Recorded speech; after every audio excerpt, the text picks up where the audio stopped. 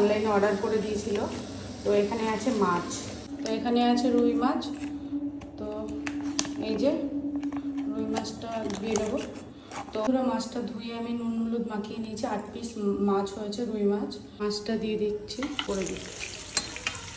বন্ধুরা মাছ ভাজা হচ্ছে, এক সাইড উল্টে দিলাম মাছ, এখন আর এক সাইড হতে থাকুক। বন্ধুরা মাছ ভাজাটা হয়ে গেছে, নামিয়ে নিয়েছি। আর মাছ ভাজা বসিয়ে আমি এদিকে মশলা করে নিয়েছি। এই যে পেঁয়াজ ঘষে নিয়েছি, টমেটো, রসুন, আদা সব ঘষে নিয়েছি, ঘষার দিয়ে এটা দিয়ে ঘষে নিয়েছি। আর এখানে আছে পেঁয়াজ, এটাও কুচি করে দেব।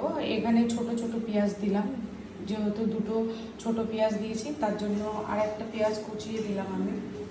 তো এখানে আছে কাঁচা লঙ্কা কেটে রেখেছি। তো কিছুটা দেব হচ্ছে মাছের ঝালে। গ্যাস অন করে দিই, যে ফোড়ন দিয়ে দেবো এখন আমি। কড়াই গরম হয়ে গেছে। আর এখানে হচ্ছে দারচিনি, এলাচ আছে, আর বড় এলাচ একটা, ছোটো এলাচ আর বড় এলাচ একটা। আমি কুচনো পেঁয়াজগুলো দিয়ে দিলাম। পেঁয়াজ ভাজা হয়ে গেছে প্রায়।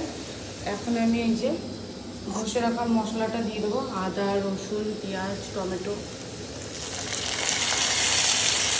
দিয়ে দিয়েছি। এবার ভালো করে মশলাটা কষিয়ে নিই।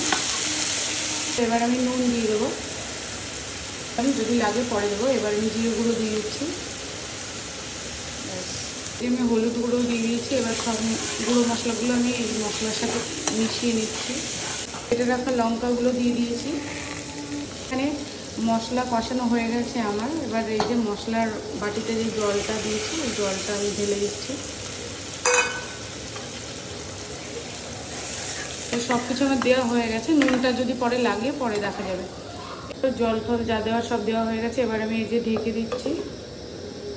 এই বন্ধুরা দেখি কি অবস্থা, ঢাকনাটা সরিয়ে এবার মাছগুলো আমি দিয়ে দেবো। মাছগুলো এখনো দেওয়া হয়নি, মাছগুলো একবারে ঢেলেই দিই।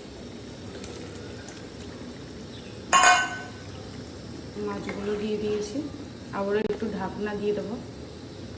আর নুন টুন সব ঠিক আছে কিনা দেখে নেব, মাখা মাখা করবো। নুন টুন সব ঠিক আছে, এবার আমি ঢাকনা দিয়ে দিই। তো বন্ধুরা রান্না বান্না হয়ে গেছে।